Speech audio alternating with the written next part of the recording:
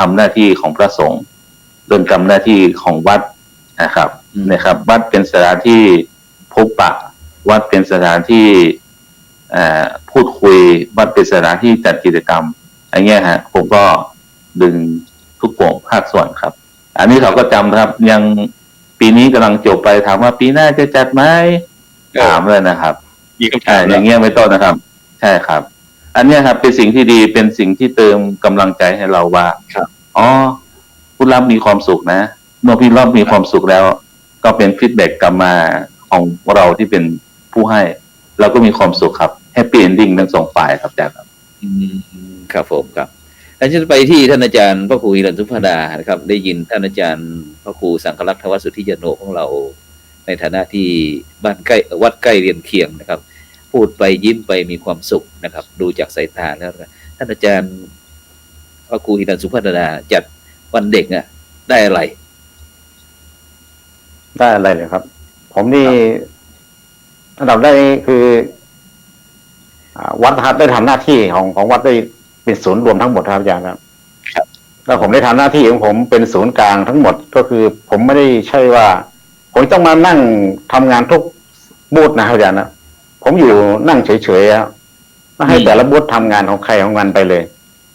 เนี่ยนี่ก็คือสิ่งที่มันทำมีที่การบริหารที่ขึ้นต้นนะครับเราไม่จำเป็นต้องมาท่านอาจารย์พระครูนี่นั่งดูในภาพรวมแต่มีคณะทำงานครับแต่ละบูธส่วนมากจะเป็นครับจะเป็นคณะทำงานนี่จะส่วนมากจะเป็นคนในชุมชนหรือว่าบรรดายุวชนเยาวชนจากมีทั้งนอกทั้งในครับอาจารย์นะทั้งในหมู่บ้านแล้วก็นอกหมู่บ้านครับถ้าในหมู่บ้านผมก็จะเป็นด้านของอสมมีเครือข่ายครับผมครับของภาคีเครือข่ายแล้วเขาก็พร้อมดำเนินการให้เราเรียบร้อยหมดครับอาจารย์พร้อมกับรางวัลพร้อมเสร็จหมดครับอาจารย์เบ็ดเสร็จหมดเลยอย่างเช่นยกตัวอย่างถ้าเป็นของกศนครับอาจารย์ก็จะมีคณะคุณครูกศนมาร่วมมีทั้งรางวัลมีอะไรเซตให้หมดครับอาจารย์ครับมีอุปกรณ์พร้อมหมดเลยเราไม่ต้องได้ทำอะไรแล้วครับอาจารย์เดี๋ยวถ้าบูธทหารเขาก็มีปืนมีอะไรมาครับอาจารย์นะมีขนมมีอะไรมาหมดครับอาจารย์มีเจ้าหน้าที่มาแต่งตัวมาป้ายหน้าให้เป็นออกรบครับอาจารย์เนี่ยเขาก็จัดการกันหมดครับเราไม่ต้องคิดให้เขาครับครับนี่คือให้ถนัดแต่ละด้านละด้านจัดการแล้วอาจารย์ครับอันนี้คือผมก็สบายครับอาจารย์ผมก็นั่งเฉยๆยิ้มไปนั่นแหละไม่ต้องเป็นเหนื่อยอาจารย์นะอันนี้คือสิ่งที่ผมโชคดีอาจารย์นะดนตรีเขาก็มีมิกแล้วอาจารย์จัดงานใหญ่ๆอย่างเงี้ยมีคณะศรัทธาญาติโยมกรรมการวัดโบสถ์ไหมโอ้ยพระคุณเจ้าท่านพระครูเนี่ยเอาเงินทางวัดไปใช้จ่ายสุรุ่ยสุร่ายเงินวัดก็ยิ่งไม่มีอยู่เคยได้ยินไหมอาจารย์ว่าอาจารย์ไปทำกิจกรรมแบบเนี้ยเคยเข้าหูบ้างไหมเนี่ยเพราะว่าไม่เข้าหูอาจารย์เพราะว่าเราไม่ใช้เงินวัดจ่ายครับอาจารย์ครับเพราะว่าญาติโยมร่วมบุญกับเรามาครับอาจารย์ครับเพราะว่าเราจัดงานวันเด็กครับแต่ผมก็มีวิธีการก่อนที่จัดงานวันเด็กที่เราพูดกันเบื้องต้นเราเตรียมตัวมาแล้วครับอาจารย์ครับอย่างที่เราใส่บาตรวันที่1นะครับเราก็ใส่บาตรขนมแทนนะอาจารย์เราก็วางแผนให้ความสุขกับญาติโยมมาก่อนอะไรเงี้ยอาจารย์เราก็มีวิธีคิดต่อไปอีกเราจะทำอะไรถ้าเป็นสงกรานต์ถ้าผมมีการก่อสร้างโครงเหล็กผมก็แห่ไม่ค้ำเป็นเหล็กครับอาจารย์ใช้ง่ามเป็นไม้ครับอาจารย์ผมก็พลิกแพลงไปตามที่เราจะต้องการทำอะไรโยมก็เห็นผลนะครับอาจารย์เพราะว่าได้ทั้งประเพณีแล้วสามารถนำไปทำการก่อสร้างในช่วงส่วนอื่นได้อีกครับอาจารย์ครับก็ได้ทั้ง2อย่างครับได้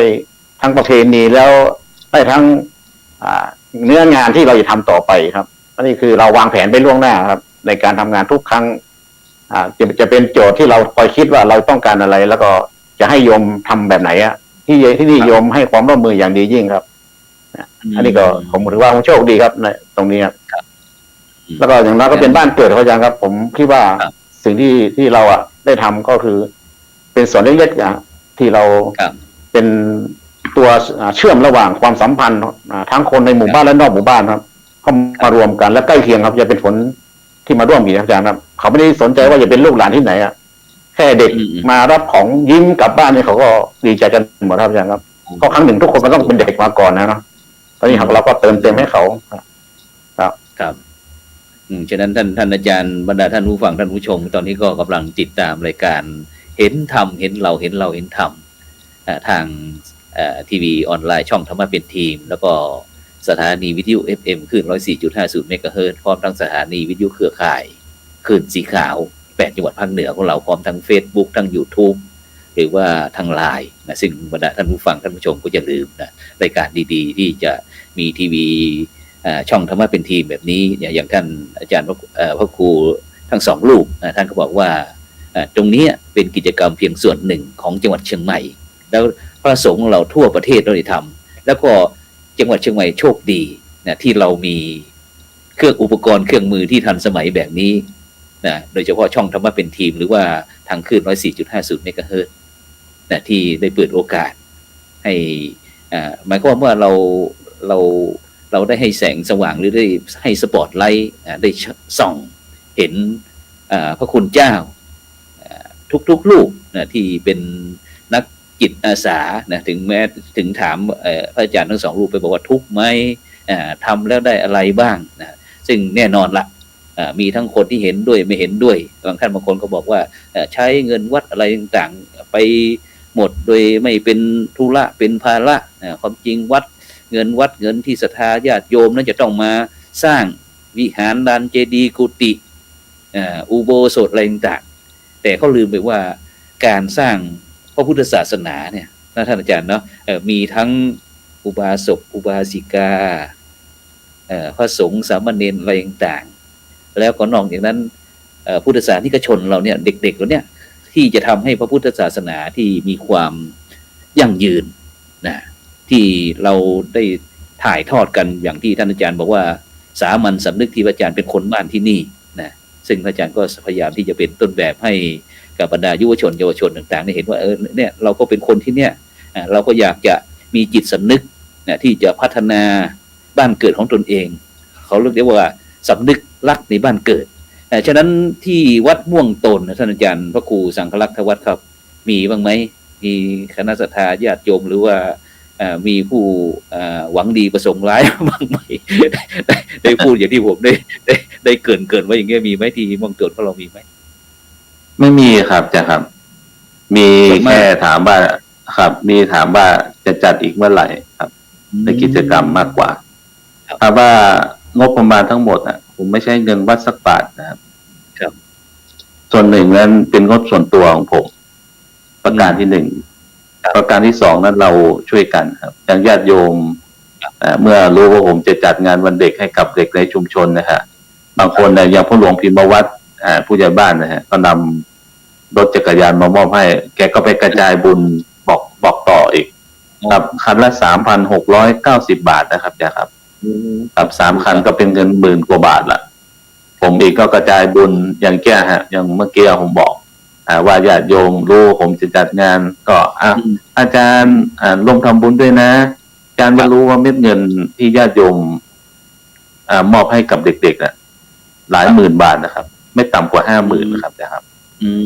ครับแล้วเราก็ให้โยมเห็นว่าเงินทุกบาททุกสตางค์ที่โยมได้ทำบุญกับเด็กๆเห็นผลนะครับอย่างเช่นพ่ออุ้ยแม่อุ้ยมาดูเด็กนะครับเห็นเด็กแสดงกิจกรรมหัวเราะชอบใจนะครับมีความสุขเห็นเด็กเต้นรำบ้างเห็นเด็กมีความสุขผู้ให้ก็มีความสุขด้วยใช่ครับแสดงเสร็จเรียบร้อยไม่พอให้ติ๊บเด็กอีกนะครับให้ติ๊บเด็กให้พวงมาลัยอีกใช่ไหมครับให้พวงมาลัยให้รางวัลเด็กอีก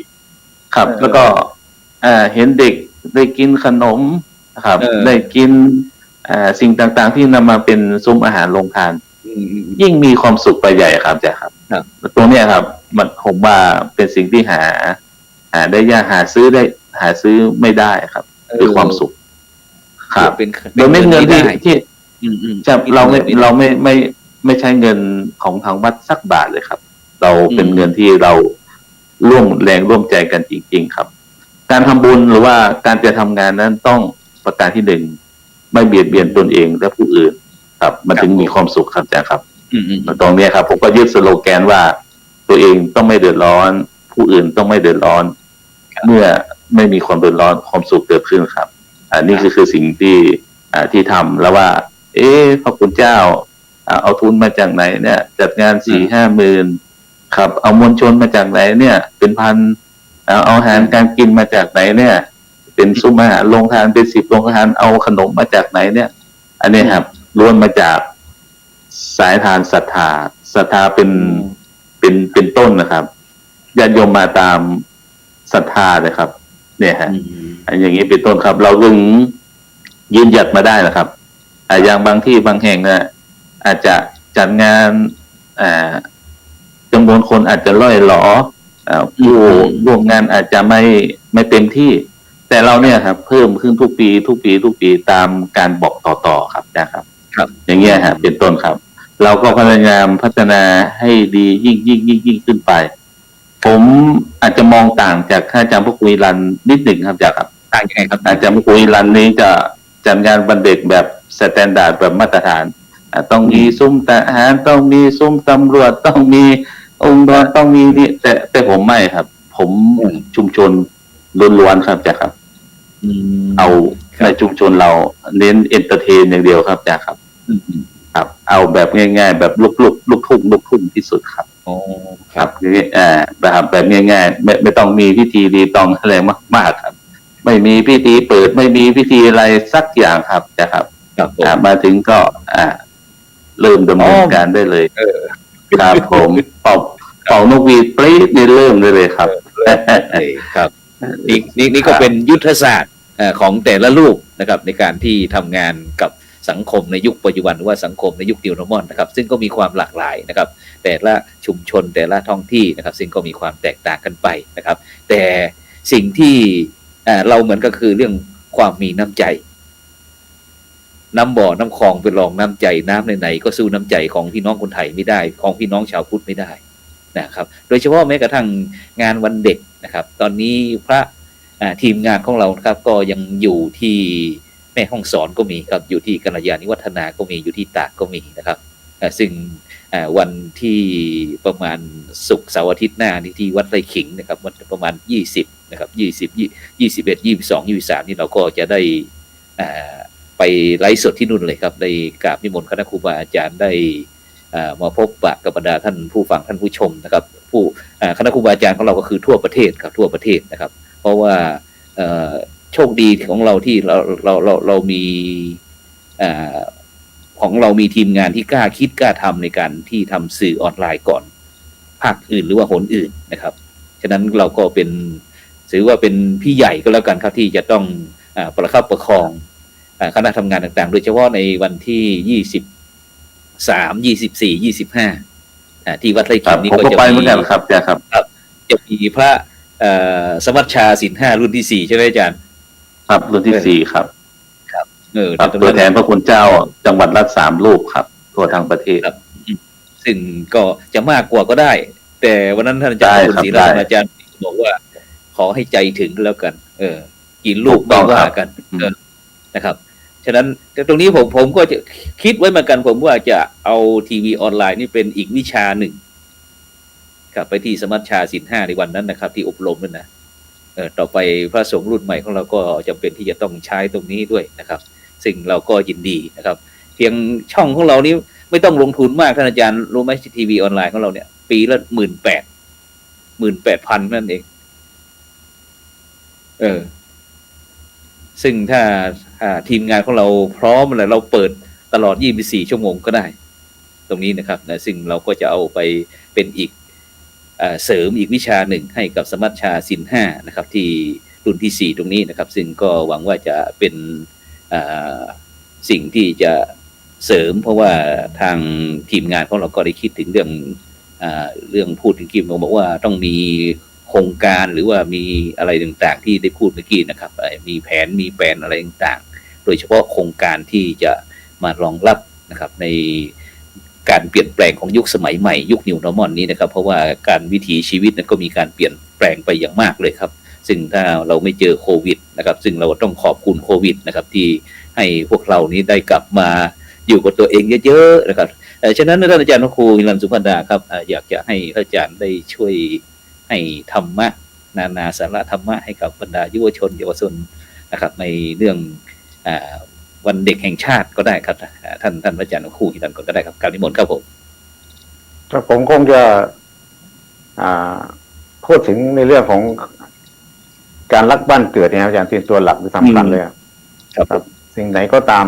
ถ้าเราประสบความสำเร็จเรียบร้อยแล้ว ก็ให้กลับมาดูด้านหลังบ้างครับ อย่าเดินไปไกลจนสุดแล้วก็ไม่หันกลับมาบางสิ่งบางอย่างถ้าเราเจอความสำเร็จเรียบร้อยแล้วขอให้กลับมาช่วยพัฒนาหมู่บ้านเรา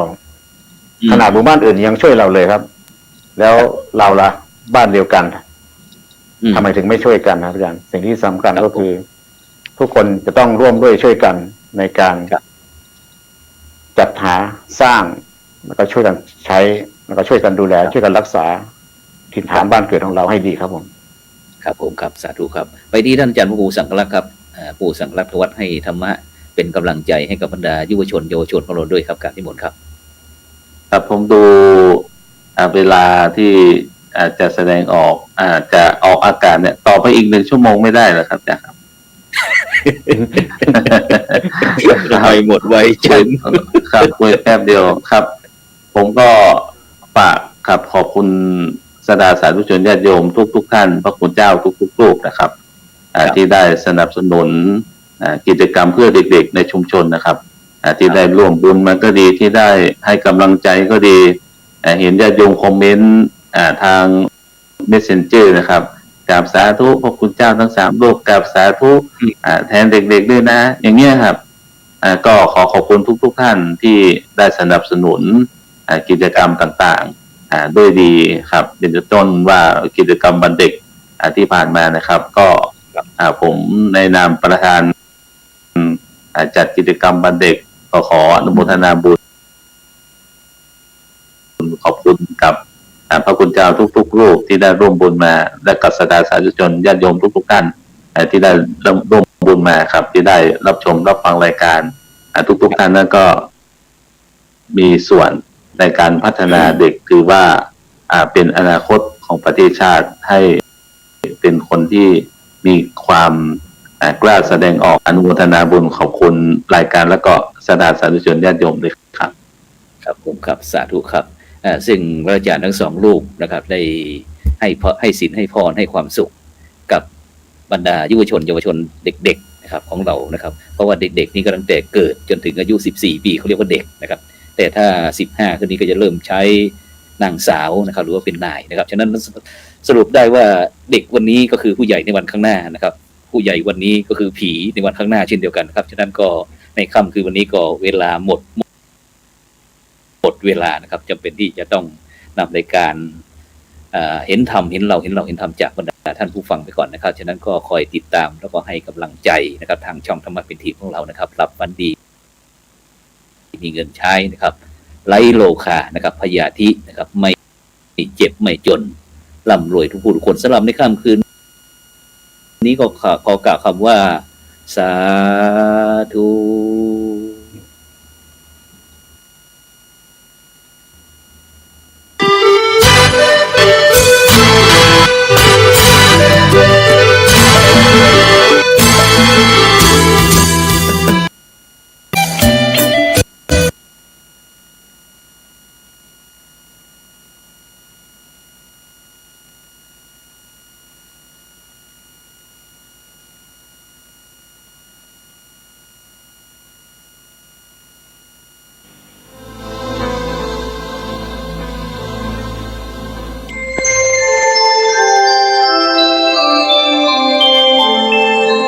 ขณะนี้ท่านกำลังฟังสถานีวิทยุกระจายเสียง